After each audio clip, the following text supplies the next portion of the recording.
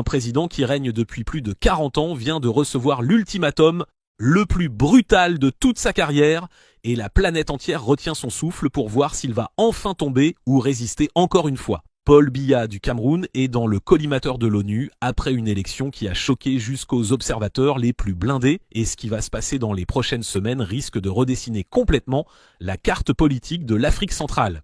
Si tu veux comprendre comment un homme qui paraissait intouchable peut être à 2 doigts de la sortie, lâche ton like tout de suite et abonne-toi parce que cette histoire ne fait que commencer et chaque seconde compte. On y va direct, sans filtre, avec ce que personne n'ose te dire. Le palais d'Etoudia à Yaoundé trône comme une forteresse qu'on croyait imprenable sur un continent en pleine mutation. Derrière ces murs, un seul homme règne depuis plus de 4 décennies, défiant tous les vents du changement qui ont balayé l'Afrique. Paul Biya, le sphinx camerounais, fait face aujourd'hui à une tempête jamais vue. Les Nations Unies, cette machine qui a l'habitude de regarder ailleurs, brandissent maintenant le carton rouge sans trembler.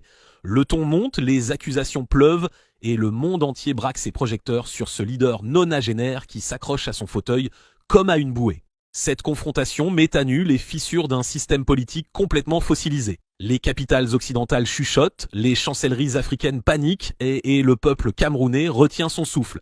La pression internationale n'est plus une simple note diplomatique, elle s'alourdit jour après jour.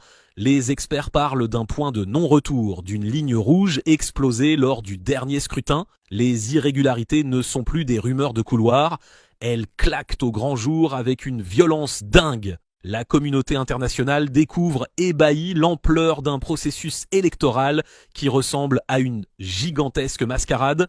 Les rapports s'empilent sur les bureaux des ambassadeurs, chaque page plus accablante que la précédente. Des témoignages venus de tous les coins du pays décrivent une fraude orchestrée au millimètre. Les urnes transparentes promises se transforment en boîtes noires où la volonté du peuple disparaît comme par magie. Listes électorales gonflées, bulletins précochés, bureaux de vote fantômes. Le tableau est complet. L'opposition, bâillonnée et morcelée, assiste impuissante à cette parodie. Les médias indépendants sont réduits au silence ou forcés à l'autocensure. Les observateurs internationaux, pourtant rodés aux magouilles, n'en reviennent pas de l'audace des manipulations. Le vernis démocratique s'effrite et laisse apparaître un régime qui n'a de républicain que le nom. Cette élection ne marque pas un tournant par sa nouveauté, mais par l'impudence totale avec laquelle elle piétine les règles internationales. Le secrétaire général de l'ONU convoque une réunion d'urgence du Conseil de sécurité. Les mots sont durs, inhabituels, signe d'une colère longtemps contenue. La résolution qui se prépare condamne sans détour les violations massives du code électoral camerounais. Les grandes puissances, d'habitude si prudentes en Afrique, affichent une unité rare. La France, ex-puissance coloniale et alliée historique, adopte une posture ambiguë mais de plus en plus critique. Les États-Unis, pragmatiques, calculent déjà le coût d'un soutien aveugle à un autocrate usé. L'Union africaine, souvent accusée de fermer les yeux sur ses membres, ne peut plus ignorer l'éléphant dans la pièce. Amnesty International, Human Rights Watch et tous les autres sortent des communiqués incendiaires. Le Cameroun se retrouve isolé comme jamais, son président transformé en paria mondial. Pourtant, dans son bunker doré, Paul Biya semble imperméable à tout ça. L'homme qui a connu l'époque des cassettes audio et des téléphones à cadran cultive une sérénité glaciale. Ses rares apparitions le montrent calme, presque détaché du chaos qui gronde autour de lui. Cette stratégie du silence est son arme absolue. Il laisse ses ministres essuyer les coups, ses porte-paroles nier l'évidence, ses diplomates négocier les gifles. Cette distance olympienne rend fou ses adversaires et déroute les chancelleries étrangères. Comment faire vaciller un homme qui semble avoir transcendé les lois de la gravité politique ? Son entourage le décrit convaincu d'être l'unique rempart contre l'effondrement du pays. Cette mégalomanie tranquille s'est construite sur des décennies d'allégeances achetées et de révoltes écrasées. Le culte de la personnalité, discret mais omniprésent, gangrène chaque institution. Les fonctionnaires tremblent à l'idée de prononcer son nom. Les ministres se battent à coups de lèche-bottes. Les généraux jurent fidélité jusqu'à la tombe. La machine répressive camerounaise tourne à plein régime, huilée par des années d'expérience. Les services de renseignement infiltrent tout. Les forces de sécurité surarmées et surpayées sont le bouclier ultime. La justice, corrompue jusqu'à l'os, transforme chaque procès politique en formalité. Les prisons débordent d'opposants, de journalistes, d'activistes, les disparitions forcées et la torture font partie du décor. Cette violence d'État est devenue si banale qu'elle n'émeut presque plus personne. La peur s'est installée comme un brouillard permanent qui étouffe toute velléité de révolte. Pourtant, sous cette chape de plomb, des braises couvant encore, les réseaux sociaux, malgré les coupures d'internet à répétition, font circuler les images interdites. La génération connectée refuse ce destin dynastique. L'ONU passe à la vitesse supérieure. On parle désormais de sanctions concrètes. Embargo ciblé sur les dignitaires, gel des avoirs à l'étranger, interdiction de voyager. Tout est sur la table. Si ces mesures passent, ce sera un précédent historique en Afrique. Rarement l'ONU aura tapé aussi fort pour une simple question électorale. Cette fermeté traduit un changement de paradigme. Les Occidentaux réalisent enfin que soutenir des dictateurs grabataires crée plus de chaos qu'elle n'en évite. Le souvenir du printemps arabe hante encore les diplomates. Personne ne veut voir le Cameroun plongé dans une transition sanglante, mais l'entêtement de Biya ne laisse plus beaucoup d'options. Les chancelleries multiplient les missions discrètes à Yaoundé pour trouver une porte de sortie négociée. Les émissaires rencontrent l'opposition en cachette par le dialogue national. Mais le régime refuse catégoriquement de reconnaître la moindre légitimité à ses adversaires. Il les traite de terroristes, d'agents étrangers, de tribalistes. Cette rhétorique usée jusqu'à la corde ne prend plus, même chez ses alliés historiques. Les voisins commencent à lâcher du lest. Le Nigeria, géant de la région, exprime ouvertement son inquiétude. Le Gabon, le Congo-Brazza, la Guinée équatoriale, pourtant tenus par des autocrates du même genre, murmurent leur malaise.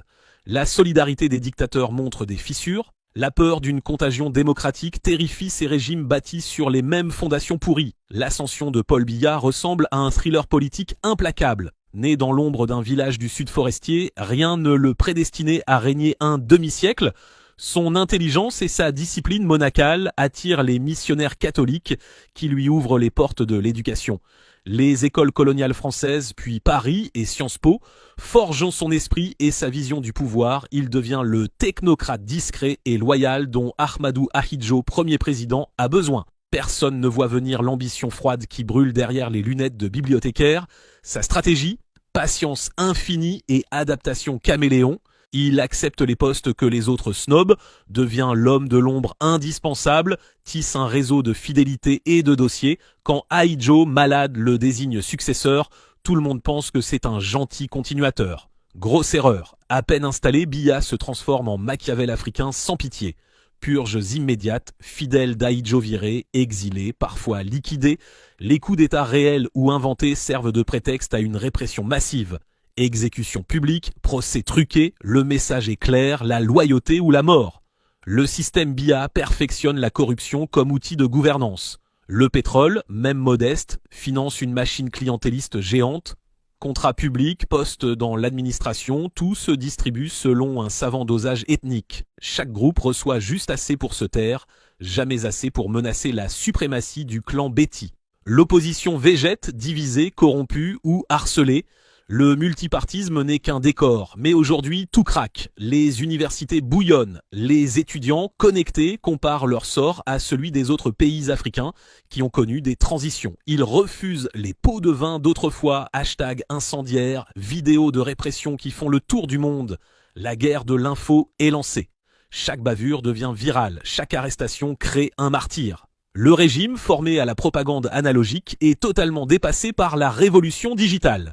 La diaspora, des millions de Camerounais hyper qualifiés, finance la résistance et manifeste devant les ambassades. Paris, Washington, Londres, leur voix porte, les syndicats se réveillent, les grèves s'enchaînent, les revendications sectorielles deviennent politiques, l'inflation dévore tout, les marchés sont des poudrières, la peur du lendemain disparaît.